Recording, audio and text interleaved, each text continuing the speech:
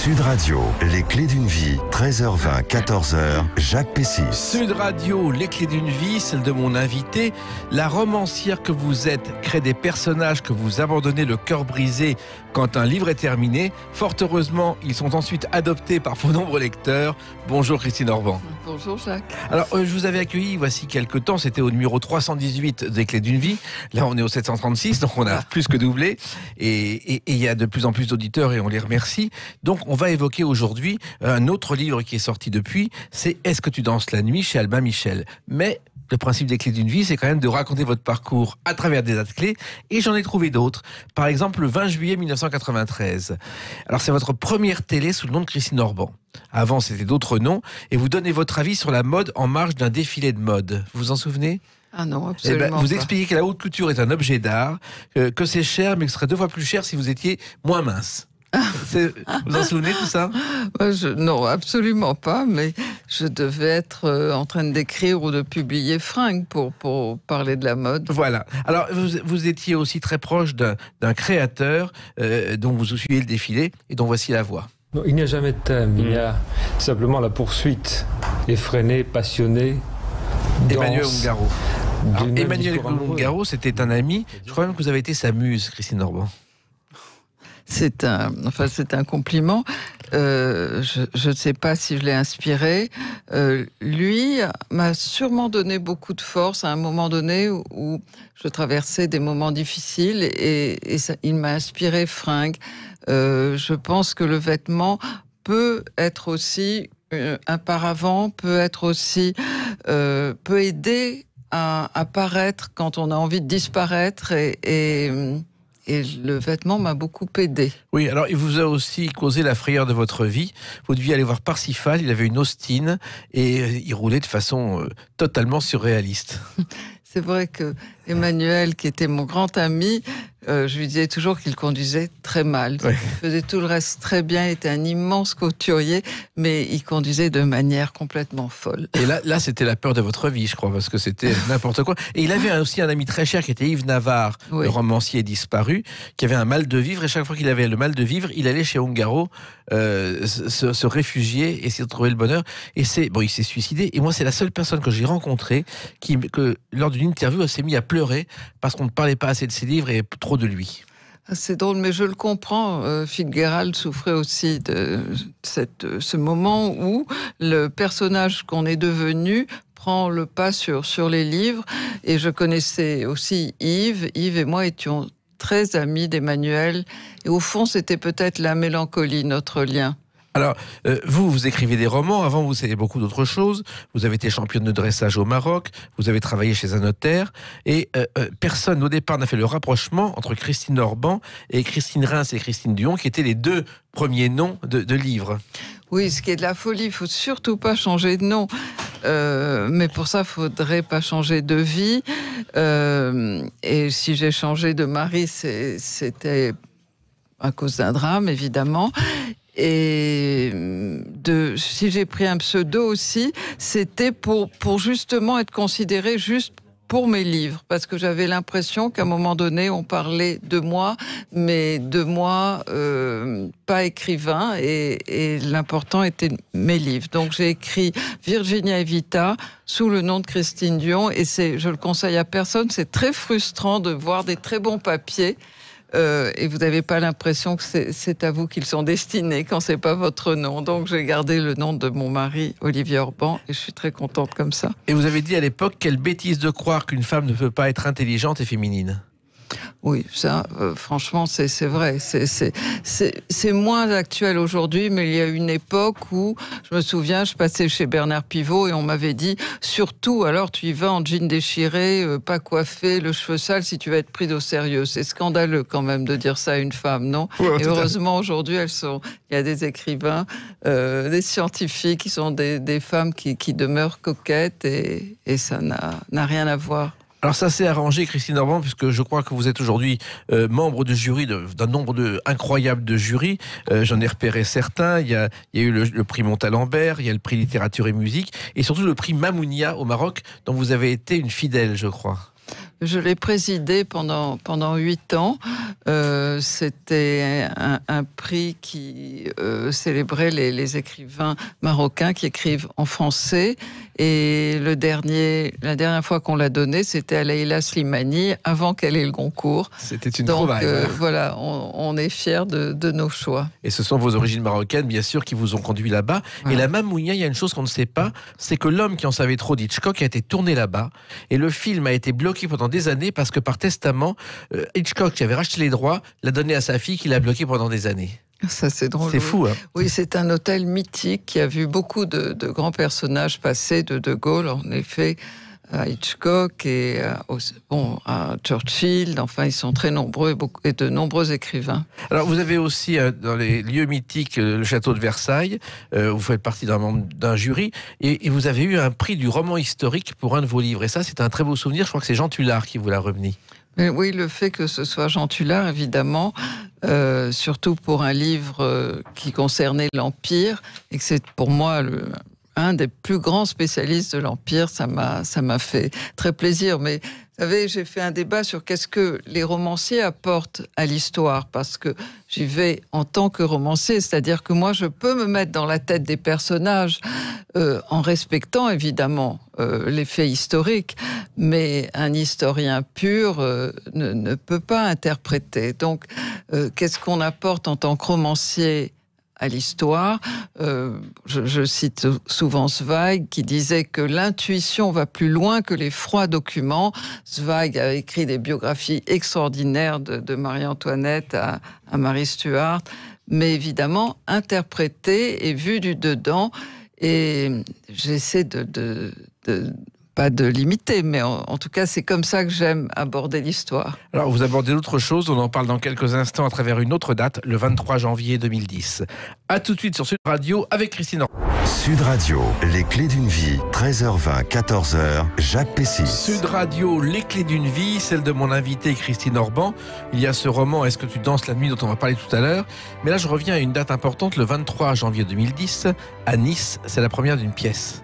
Le collectionneur. Ah mais oui, c'est la première fois que j'adapte un de mes romans au théâtre et c'est Daniel Benoît qui l'a mis en scène, qui à l'époque dirigeait le Théâtre National de Nice. Et c'est un souvenir extrêmement émouvant, surtout j'ai eu la grande chance d'avoir François Martouret dans le rôle du collectionneur, qui est un immense acteur. Et vous aviez adapté ce collectionneur avec Olivier Orban, votre mari. Avec mon mari. Alors que vous étiez juré d'avoir des carrières séparées au départ. Mais on a des carrières séparées. J'ai jamais voulu éditer chez mon mari, sauf le livre de la rencontre, qui évidemment, je lui ai dit, vous avez gagné une femme, mais vous avez perdu un auteur. Et je suis repartie parce que je ne voulais pas mélanger. Et là, on partait en vacances et moi, j'allais encore travailler pendant toutes les vacances sur l'adaptation de mon roman Le Collectionneur. Et la seule façon, alors il commençait à faire la tête, c'est de lui dire, adaptons-le ensemble. Et ça a été une expérience très amusante. Alors, quand on est un auteur de roman, faire des pièces de théâtre, c'est pas évident car ce sont deux mondes très cloisonnés. Sont deux mondes cloisonnés, mais assez complémentaires finalement, parce que autant je n'aime pas mettre trop de dialogue dans mes romans, je trouve qu'un roman, ça doit être écrit, et le minimum de dialogue. Là, on peut pas faire parler le héros ou l'héroïne, et il devient peut-être un peu plus un personnage à part entière. Une personne, je veux dire, il quitte les pages, le personnage quitte les pages, s'envole et devient un personnage. Et sur scène, c'est encore plus vrai. Enfin, moi, j'ai été émue aux larmes. Je les ai tellement remerciés parce que tout d'un coup, mes personnages étaient vivants sur scène. La première à avoir fait passer ses romans au théâtre, c'est Françoise Sagan, avec Château en Suède, qui a été un succès en Russie notamment, qui est encore joué. Elle a ensuite voulu adapter ses romans au cinéma parce qu'elle a dit « J'en ai assez de voir mes adaptations, mes livres devenir des âneries sur l'écran ». Je ne suis pas sûr qu'elle ait employé le mot ânerie. Voyez ?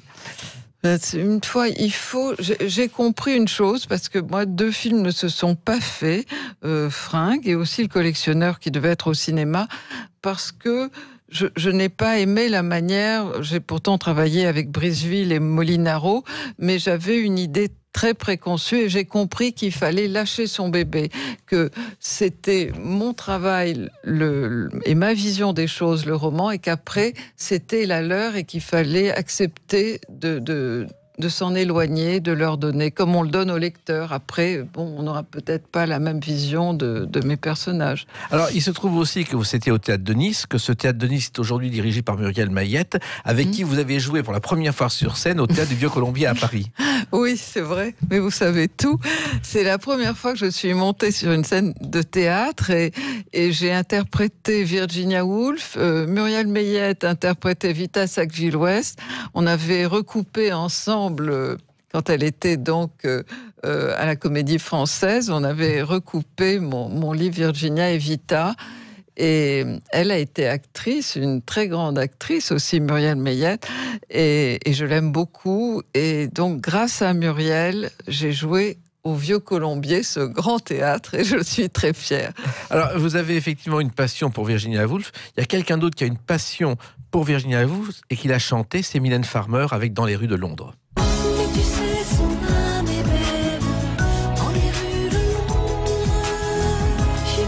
Cette chanson, effectivement, c'est à la fois la vie de Virginia Woolf et aussi un personnage, une femme qui s'appelait Esther Illesum, qui a été une poétesse juive, danoise, qui a écrit son journal et qui a disparu dans les camps de concentration. C'est un mélange des deux qui a fait cette chanson. Et Mylène Farmer est une fan totale de Virginia Woolf, comme vous. Ah ben oui, je le savais pas. Moi, c'est plus qu'une fan, c'est comme une amie. Quand on a travaillé longtemps sur un texte, j'ai travaillé sur Orlando, et j'ai lu plusieurs fois son journal. L'année 1927 particulièrement m'accompagne toujours. J'ai l'impression que c'est une amie. Quand j'ai une décision difficile à prendre, je me dis qu'est-ce que ferait Virginia ? Alors pour celles et ceux qui ne le savent pas, c'est une femme de lettres anglaise de l'entre-deux-guerres, qui a été l'une des premières féministes avec un livre qui s'appelait Une chambre à soi. Donc, quelqu'un dont on parle depuis quelques années et qui revient dans l'air du temps. Oui, parce qu'elle avait raison. L'indépendance d'une femme commence peut-être par le logement, avoir un endroit protégé où si elle n'a pas envie qu'une autre personne rentre, ben elle ne rentre pas, un endroit pour travailler, pour être elle-même. Mais en même temps, le nombre de fois qu'on me parle de Virginia Woolf dans cette émission, c'est incroyable. C'était pas le cas il y a quelques années. C'est vrai que quand j'ai écrit mon premier livre sur Virginia Woolf, dans les salons, on me disait « Qui a peur de Virginia Woolf ?» Et c'est tout. Voilà. Et c'était, en général, les gens n'avaient que cette référence cinématographique et que maintenant, grâce à un film qui a eu énormément de succès, quelques livres, je ne sais pas si j'ai participé, mais au début, je me souviens, j'étais passée chez Pivot et il y avait P.D. James sur le plateau qui s'est presque emporté en disant « Mais comment une Française peut oser écrire sur Virginia Woolf ?» Notre héroïne, elle est à nous. Et je me souviens de la tête de Bernard et la mienne devant cette P.D. James qui était prête à m'insulter parce que j'osais écrire sur Virginia Woolf. Alors, il y a la romancière, l'auteur de théâtre, il y a la journaliste. Et un jour, vous avez eu le privilège d'interviewer Monica Lewinsky. Christine Orban. Ah oui, parce que j'aime bien, j'ai été journaliste et j'aime beaucoup interviewer. Et j'ai interviewé Monica Lewinsky en plein scandale. Et j'ai gardé cette interview qui est quand même extraordinaire parce que je lui dis mais quand même si vous avez eu une aventure avec le président des États-Unis vous auriez pu être plus discrète. Et elle m'a dit je ne l'ai dit qu'à 11 amis, c'est pas beaucoup quand même, j'étais tellement fière. Oui, et en même temps accéder à la Monica Lewinsky c'était pas évident, arriver jusqu'à elle.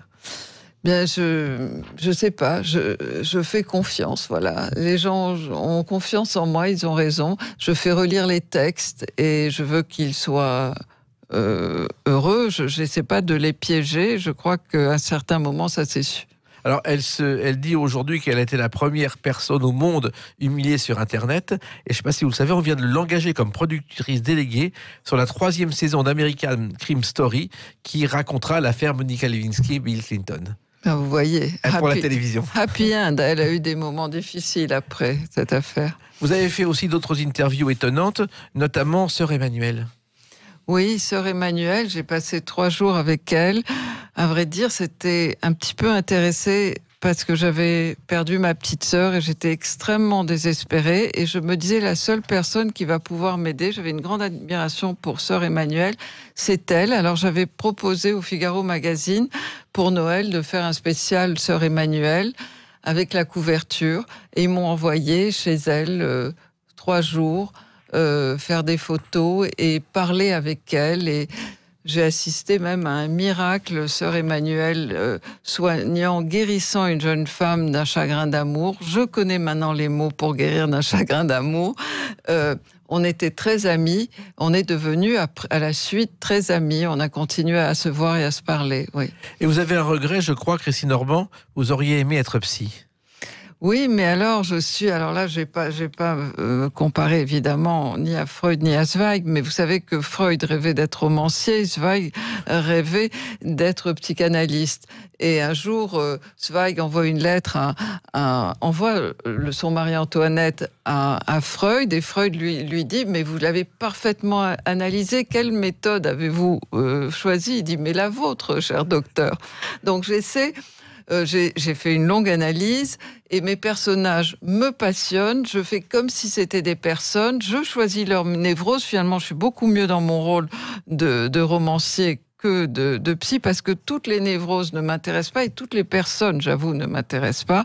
Et moi, je me les choisis bien névrosées et avec des maladies qui me passionnent. Voilà. Vous avez été un petit peu moralement amoureuse de Freud, qui avait un défaut, il fumait 20 cigares par jour. C'est ce qui lui a quitté la vie, d'ailleurs. Ben oui, si j'avais été sa contemporaine, comme beaucoup, comment elle s'appelle, Bonaparte, et comme aussi la chère Lee, je lui aurais déconseillé, évidemment, mais je n'étais pas là. Voilà, vous faites un tabac, mais c'est avec des livres. On en parle dans quelques instants avec une autre date, le 2 mars 2020. A tout de suite sur Sud Radio avec Christine Orban. Sud Radio, les clés d'une vie, celle de mon invitée Christine Orban.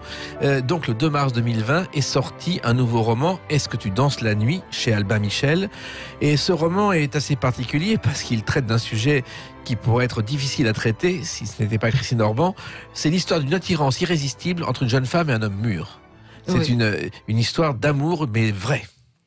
Oui, et c'est pas du tout une histoire d'emprise, c'est une histoire d'amour. Et pour moi, être une femme forte, c'est peut-être avoir le courage de déplaire. Voilà. Alors, effectivement, cette idée est née, je crois, lors d'un dîner où une autre femme vous a fait une confidence sur ses amours, Christine Orban. Oui, elle a tiré un petit papillon, joué un jeu un peu idiot, et le sien, c'était « Avez-vous un secret ?» Et elle a blémi, et tout d'un coup, elle n'était pas obligée, elle a dit la vérité. Son mari était pas loin, elle a dit « J'ai aimé le père de mon petit ami ».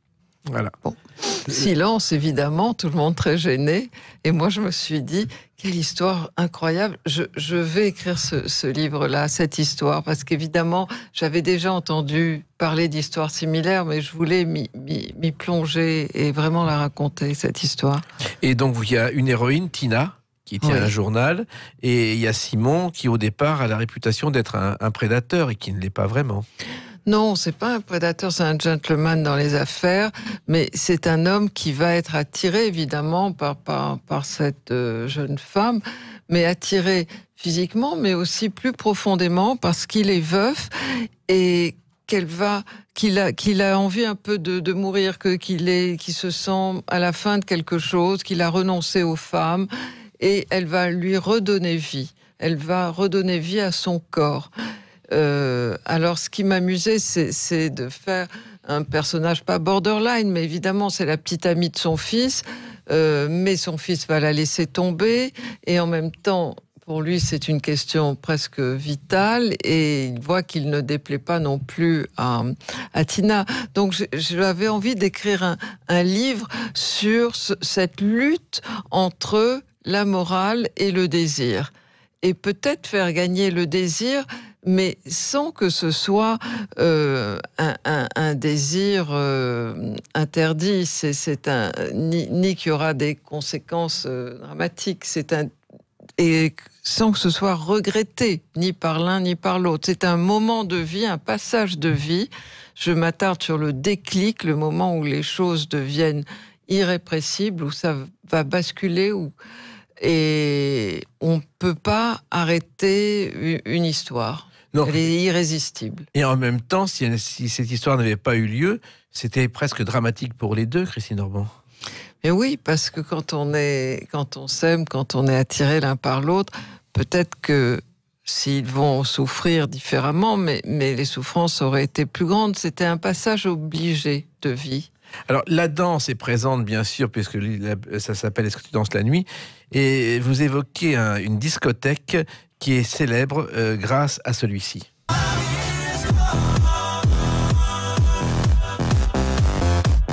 David Guetta, Pop Life, qui a débuté d'abord dans un bar gay qui est au Hall, où Florent Pagny était barman d'ailleurs, et qui ensuite s'est retrouvé aux commandes de la discothèque des bains-douches. Et les bains-douches sont présentes dans votre livre. Je dois vous avouer que je n'ai jamais été au bain-douche, juste une fois, très dernièrement, c'est quand Marc Lambron était élu à l'Académie française, il a fait un dîner au bain-douche, je lui ai dit ouais, je vais y aller enfin pour la première fois. Donc, je ne suis pas du tout une fan de boîte de nuit, mais ça, c'est le fils du héros qui va dans une relation un peu perverse, qui imagine bien que son père est tombé un petit peu amoureux de sa copine, et il va lui dire que Tina danse la nuit. Parce que dans ce titre, est-ce que tu danses la nuit? La danse, pour moi, ça symbolise la jeunesse, la nuit, le mystère. Et les trois petits points, c'est peut-être aussi l'histoire qui va continuer. J'ai pas voulu la brutalité d'un point d'interrogation. Donc les bains-douches a été uniquement pour un dîner. Vous connaissez pas l'histoire de ce lieu qui était c'est Coluche qui l'avait redécouvert. Cathy Guetta, la femme de David Guetta, était aux commandes. David Guetta était totalement inconnu. La star, c'était Cathy Guetta, et maintenant ça s'est inversé. Et moi j'y traînais de temps en temps comme chroniqueur parisien, et je dois dire que j'ai quand même vu beaucoup de choses et beaucoup de drogues passer, ce qu'on ne peut plus imaginer aujourd'hui. Alors moi, j'ai pas vu tout ça, mais je suis descendue, j'ai vu une espèce de piscine, j'ai vu... Donc évidemment, j'ai imaginé une scène. Là, c'était amusant d'y aller par l'imagination. Au fond, c'est ma double vie. Vous voyez, un pied dans l'imaginaire, un autre dans l'imagination. Être un ange dans la vie et un démon, comment on dit Enthoven, il a traité mon héroïne de charmant petit monstre à la Sagan, ben voilà. Et un charmant petit monstre dans les romans, c'est très amusant. Alors, naturellement, ce sujet entre un homme plus âgé et une jeune femme, ça peut, dans l'époque actuelle, entraîner pas mal de polémiques. Il faut faire très attention parce que tout est possible. Il y a des féministes qui peuvent se plaindre, des gens qui peuvent se plaindre et vous attaquer, Christine Orban. Mais je pense pas du tout, parce que je pense pas, je suis moi aussi féministe et je suis surtout pour la liberté. Il y a pas, là, les deux sont libres. Je vois pas pourquoi une jeune femme, d'abord, n'est pas sous emprise celui qu'on croit. Je vois pas pourquoi une jeune femme ne serait pas libre d'aimer un homme jeune ou plus âgé, si c'est son choix, si c'est sa liberté. Ce qu'on oublie un peu aujourd'hui, parce qu'il y a quelques abus, on a voulu quelquefois vous faire signer des pétitions que vous avez refusées, Christine Orban. Non, on m'a jamais demandé de signer. Je suis pas dans ce viseur-là, parce que j'ai jamais vraiment... Non, on m'a pas demandé, mais si on me demandait et que j'étais en accord, je signerais. Je dirais peut-être qu'il faut protéger les hommes de plus de 50 ans. D'ailleurs, vous reprenez à votre compte une formule de Louise de Villemorin qui a dit « Il n'y a rien de plus beau qu'un homme de 50 ans ». Oui, ça c'est mon ami Jean Chalon qui m'a dit ça l'autre jour, que Louise avait dit ça pour embêter Malraux, qui avait 80 ans, et l'embêter lui qui avait 30 ans. Et c'est... Bon, c'était une boutade, mais c'est vrai qu'une jeune femme, je trouve que les jeunes filles sont souvent plus matures que les garçons du même âge, donc on peut comprendre qu'elles soient plus intéressées par un homme qui a des manières et qui finalement est peut-être plus délicat, oui, qui va faire plus attention à elle, qui va la comprendre, pour la première fois, on lui demande avec un petit peu de sincérité comment elle va et si elle sera plus jamais triste. Alors même, elle se dit comment on peut répondre à cette question, on peut pas jurer, mais il s'intéresse vraiment à elle. Est-ce qu'il y a beaucoup de jeunes femmes qui pensent comme vous et qui n'osent pas le dire, et ce livre va presque les aider à vivre autrement, Christine Orban? Oh, je pense que les femmes sont quand même libres et il faut oser dire qu'il y a des hommes enfin, je sais pas, ça me semble pas du tout un blasphème de 50 ans attirant et qu'on n'est pas sous emprise parce que il y a une différence d'âge, que la jeunesse est au contraire une force, une très grande force, la jeunesse. Et d'ailleurs, la jeunesse, là, je veux pas raconter l'histoire, parce qu'il y a beaucoup j'ai essayé de construire ça avec beaucoup de rebondissements, mais je montre que la jeunesse est bien au-dessus, finalement, que le pouvoir et l'argent. Oui, sans aller jusqu'à Silvio Berlusconi, qui, à 84 ans, a largué sa femme de 34 ans pour une femme encore plus jeune qu'il va épouser, soi-disant. Non, mais là, vous parlez en effet peut-être de prédateur. Moi, mon héros, non, il a même renoncé aux femmes. Il tombe tout d'un coup fou amoureux, et pour elle, c'est une histoire aussi de déchirement entre la jeunesse et la maturité, parce qu'on peut aimer les deux. Alors on peut avoir deux hommes dans sa vie, je ne porte pas de jugement, mais quand c'est le père et le fils, c'est compliqué. C'est compliqué, c'est Pierre Dac avait dit, une petite annonce échangerait femmes de 50 ans contre deux de 25. C'est pas la même chose. Alors, vous avez aussi une passion pour les cheveux gris que vous évoquez. Les cheveux gris, pour vous, c'est le summum de la beauté d'un homme, Christine Orban. Il ne faut pas me comparer avec mes héroïnes, même si parfois... Quand j'écris, je deviens mon héroïne, mais je deviens aussi l'homme. D'ailleurs, je me mets dans la tête de cet homme, j'essaie de le comprendre. Et vous parliez peut-être de choses nouvelles, c'est essayer de se mettre dans la tête de l'homme qui va transgresser. Mais la fille aussi transgresse. Qu'est-ce qui se passe au moment d'une transgression? Et c'est là où... J'aurais aimé être psychiatre, mais je le fais avec mon expérience de vie et aussi de psychanalyse. J'essaie de comprendre. Ce ne sont pas des monstres, pas du tout des prédateurs, et elle, c'est pas du tout une délurée, mais ce sont des gens qui vont avoir une attirance borderline, mais pas interdite. Ce qui vous change aussi votre vie pendant les mois d'écriture, puisque vous vivez ces moments d'émotion, vous êtes avec vos personnages, c'est pas facile à vivre et c'est pas facile ensuite de les abandonner, Christine Orban. Mais je les abandonne jamais, vous savez, je les vois évoluer dans la tête de l'autre. Parfois, je peux m'insurger intérieurement, ou je le dis quand on ne les comprend pas, mais il reste en moi pour toujours. Quand j'ai créé un personnage, j'ai essayé de le créer le plus proche possible d'un être humain, avec ses faiblesses, ses fragilités. Les fragilités des uns et des autres m'intéressent énormément, plus que la force d'ailleurs. La force s'impose, elle se discute pas. Mais les fragilités, c'est passionnant, ça nous ressemble. Et après, c'est eux qui me racontent l'histoire. Et je me lève de plus en plus tôt pour avoir la suite. Et je me disais, mais non, ne fais pas ça. Quand Simon prend des pierres et qu'il va, lui, on dit, les jeunes disent péter les plombs, voilà, faire une chose qu'il ne devrait pas faire, évidemment. Ça m'a passionné d'être dans ce personnage. Et justement, la passion pour vous, c'est un moteur de la vie, et un moteur qu'il faut de plus en plus développer et faire vivre. La passion, quand je tombais amoureuse de son héros, c'est un vrai moteur. Je pense que si je tombais pas amoureuse, j'avancerais beaucoup moins. Oui, je crois que je suis, vous parlez des cheveux gris, je suis à un moment donné, Tina, attirée par cet homme aux cheveux gris. Je suis aussi lui. C'est la passion, les passions que je vis en écrivant, oui, me font avancer. Les cheveux gris, justement, on a fait des recherches pour savoir d'où ça vient, parce qu'on n'est pas sûr du tout. Et il y a des chercheurs néerlandais qui ont mis au point une technique pour déterminer la couleur des cheveux des personnes grâce à un échantillon de l'ADN. Maintenant, on peut savoir si on a des cheveux gris, blancs ou blonds avec l'ADN. C'est curieux, hein?